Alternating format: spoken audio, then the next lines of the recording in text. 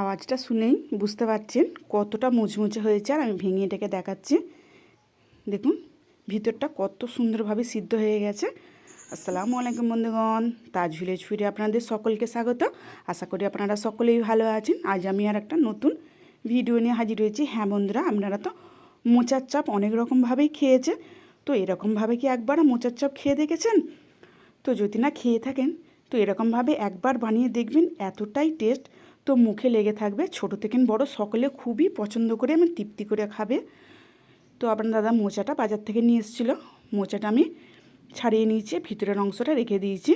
এই যে মোচাটা দেখুন, এটা রান্না করার জন্য রেখে নিয়েছি। তো আমি রান্না করে নেবো এটাকে, আর এটাকে আমি চপ করে ফেলবো। আর আমি এটা কি করি, এমনিই না ভিতরটা খুবই নরম হয়। তো এটিকে আমি ভালোভাবে ধুয়ে নিয়েছি, ধুয়ে এটিকে কেটে নেব।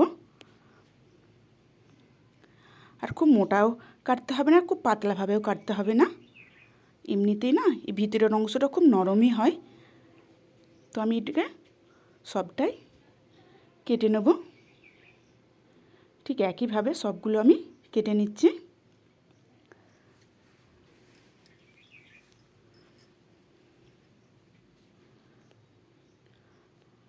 তো আমি সবগুলো আমার কাটা হয়ে গেছে। একটা জায়গায় আমি বেসন নিয়ে নিয়েছি, আর দিয়ে দিচ্ছি আদা রসুন বাটা, অল্প একটু জোয়ান, আর দিয়ে দিচ্ছি নুন, আর দিয়ে দিলাম আমি হলুদ গুঁড়ো,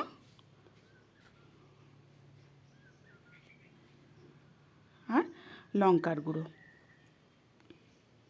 আর একটু দিয়ে দিচ্ছি আমি এটা কালো জিরে।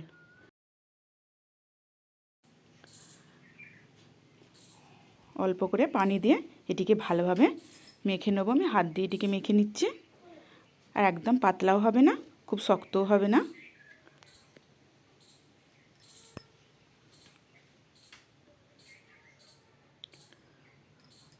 আবারও অল্প অল্প করে পানি দিয়ে ঠিক ব্যাটারটা আমার এরকম হবে। আমি এখানে একটা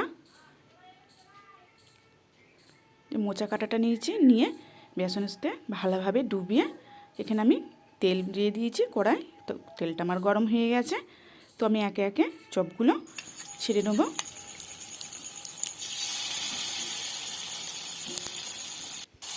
তো আমি একে একে সবগুলো দিয়ে দেবো। তো আমার সবগুলো দেওয়া হয়ে গেছে। একদিকটা একটু ভাজা হলে আরেক দিকটা উল্টে নেবো। তো হ্যাঁ বন্ধুরা, এরকমভাবে একবার বানিয়ে খেয়ে দেখবেন, তো এতটাই টেস্ট হয়, মুখের স্বাদ বদলে যাবে।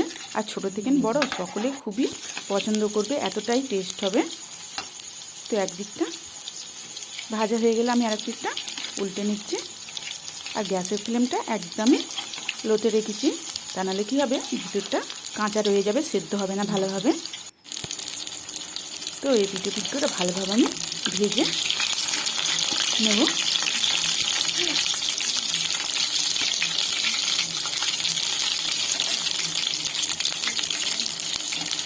কালারটি কত সুন্দর চলে এসেছে।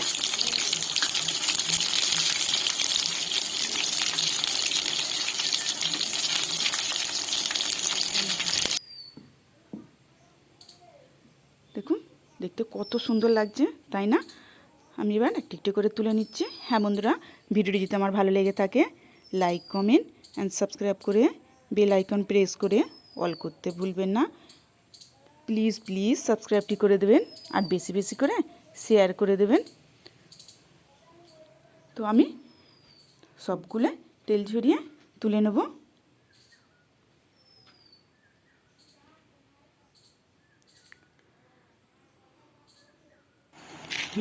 দেখুন আওয়াজটা শুনে বুঝতে পারছেন কতটা মুচমুচে হয়েছে, তাই না? আর ভিতরটাও কত সুন্দরভাবে সিদ্ধ হয়ে গেছে। তো আজকে আমার রেডি হয়ে গেল মোচার চপ।